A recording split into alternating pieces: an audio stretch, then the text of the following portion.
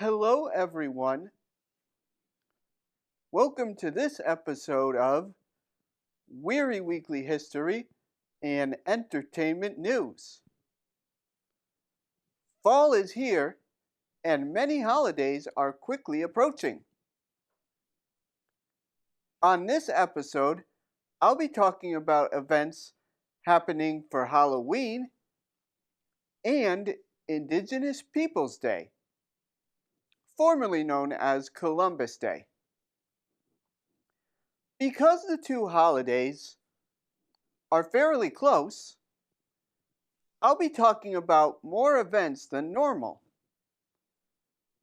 I'll also be talking about several events that will be happening at Williams College, Mass MoCA, and more. First, it's time for this episode's trivia question. This episode's question is, when was Williams College founded? Now, for this episode's local headlines. Halloween is quickly approaching, and unlike the past 2 years, this year parades will be happening. The biggest parade will be going on in Pittsfield. For the past 2 years, Pittsfield has not held a parade due to the pandemic, but now it is finally back. It is scheduled for Friday, October 28th at 7 p.m. While a theme has not been finalized, schools, communities, and civics groups are invited to participate. The parade route will go from the corner of Tyler Street and Smith Street to Woodlawn Ave. The deadline to register is October 14th. Also going on is the Haunted Hancock Shaker Village. This is an event that I've talked about in the past on WWHEN. According to their website, quote, an aura of peace usually envelops Hancock Shaker Village, the very essence of the community that once lived here. But when leaves turn and days grow shorter, we sometimes wonder if some of the community still lives among us today. Join us for our annual Haunted Hancock tours and learn more about some lively spirits among us. We'll also explore the Shakers' attitudes towards life, death, and spiritualism. During the 90-minute tour, attendees will see spaces normally off limits during the daytime tours.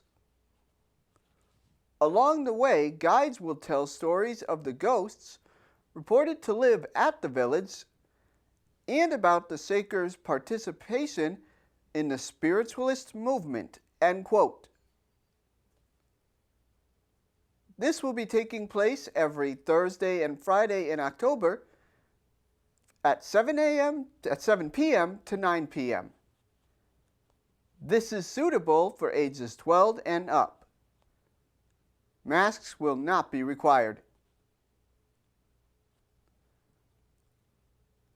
Also going on are several events in Dalton. Both of these will be held the Friday before Halloween. One of them is the Little Goblins Funhouse. Held at the DYC, there will be friendly superheroes and cartoon characters to greet children. This is a free event thanks to the generosity of the Dalton Benefits Association's donation of candy. The other event is a Halloween parade and costume show-off. This is a long-standing tradition in the town. Kids will parade their costumes from Old Nessicus on Glennon Ave to the Main Street CRA. Everyone will receive grab bags and earn some type of trophy. There are still many different Halloween events being planned throughout Berkshire County. You can visit your local town's website, then click on Events. Other good websites to visit include berkshires.org/events, iberkshires.com/community/calendar, or justtheberkshires.com/events. Another holiday happening is Indigenous Peoples Day, formerly known as Columbus Day. No matter what the holiday is called, there will be many events going on. The first of these is the Adams Ramble Fest. This is held during the peak of fall foliage season. Within Ramble Fest, there are 2 events. The first is a street festival held on Sunday, October 9th. It will be held outdoors at the Adams Visitor Center at 3 Hoosick Street. Admission is free to a festival of music, food, and fun in celebration of autumn in the Berkshires. There will be live music acts, local craft beer and wine, great food, produce, outdoor recreation, and craft exhibitors. The festival runs from noon to 5, rain or shine. The next day will be the Ramble up Mount Greylock, the highest peak in Massachusetts. Since 1965, people that love the fall colors, fantastic views, and a great hike in the woods gather at the base of Mount Greylock on Columbus Day/Indigenous Peoples Day for the annual Greylock Ramble. It's the ultimate way to experience autumn in the Berkshires. Free shuttles take hikers from the Adams Visitor Center and from the base of the Cheshire Harbor Trail from 8 a.m. to 4 p.m. Using the shuttle is strongly recommended, as parking near the trailhead is very limited. Pets are permitted on the hike, but not on the shuttles.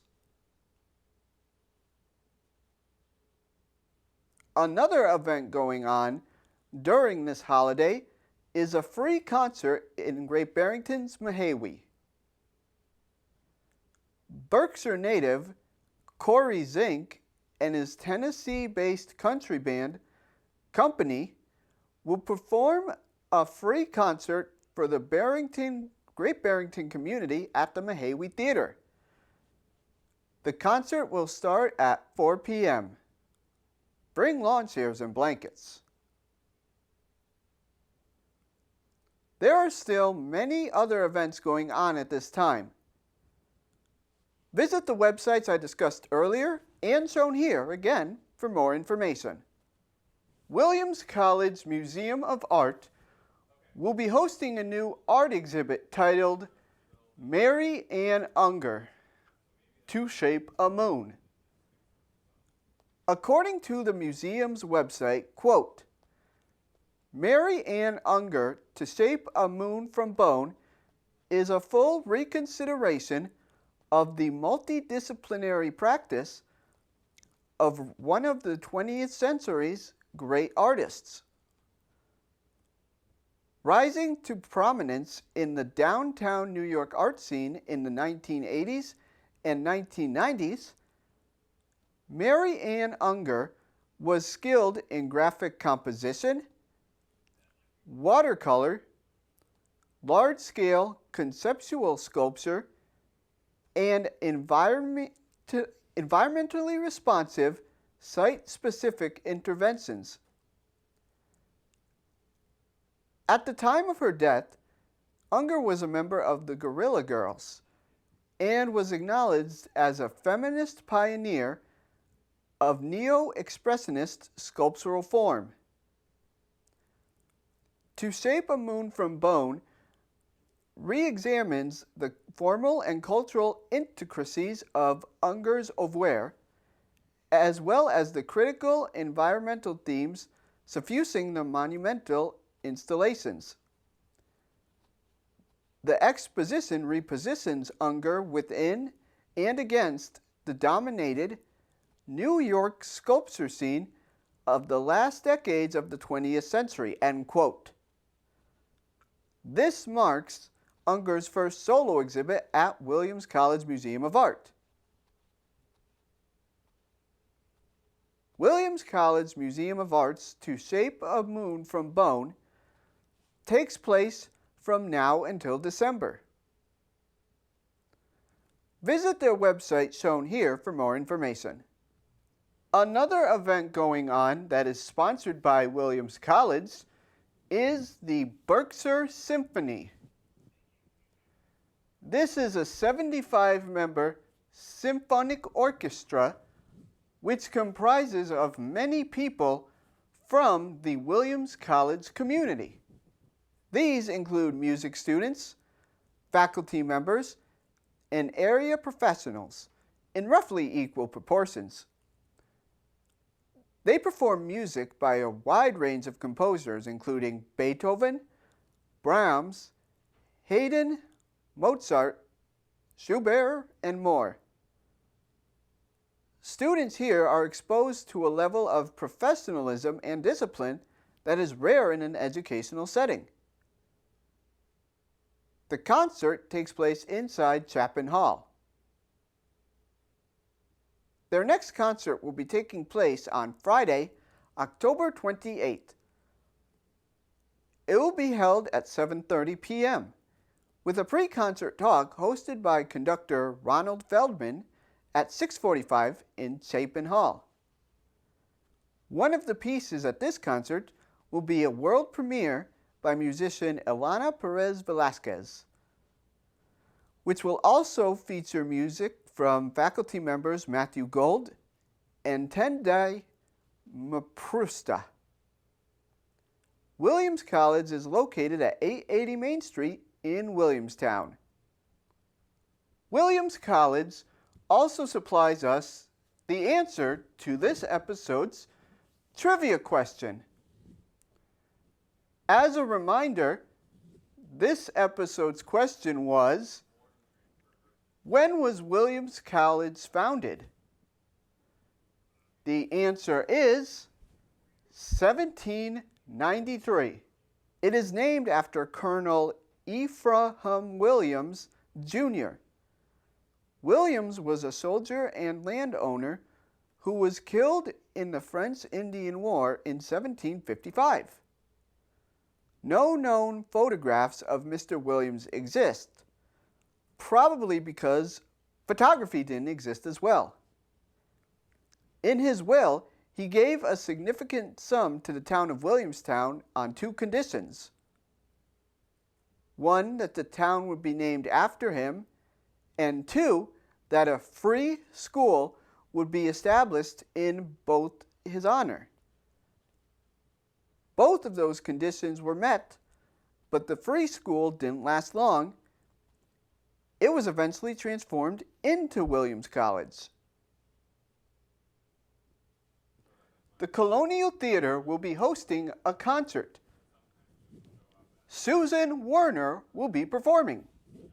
According to the Colonial Theater's website, quote, Susan Werner has been dubbed by NPR as the Empress of the Unexpected and has written and recorded 12 albums that cover the genres of folk, rock, Tin Pan Alley, gospel, country, and chamber music. Her songs have been recorded by many, including Tom Jones, Michael Feinstein, Betty Buckley, and Christine Ebersole. She is known for her charismatic and energetic live shows and delivering her songs with sassy wit and charm. Since making her major label debut in 1995 with the folk rock gem Last of the Good Straight Girls, Werner has produced a large number of concept albums, ranging from Tin Pan Alley styled originals to agnostic gospel hymnals to a Cuban-flavored collection. Her creative restlessness is her defining characteristic, end quote. Susan Werner will be performing on October 14th at 7:30 p.m. Masks are required for this event. Visit berkshirtheatergroup.org to purchase tickets. MoCA in North Adams will be hosting a new art exhibit by E.J. Hill. He is a visual artist who lives in Los Angeles and is inspired by African American culture. This exhibit will be a massive installation that incorporates freestanding sculptures, paintings, a stage for performances, and even a rideable sculpture installation which is inspired by the form and functions of roller coasters. E.J. Hill's practice focuses on everyday experiences that intermingle public struggles, endurance, trauma, and joy, whether within athletics, religion, the American education system, or even amusement parks. This is sure to be one of MoCA's most interesting exhibits in a while.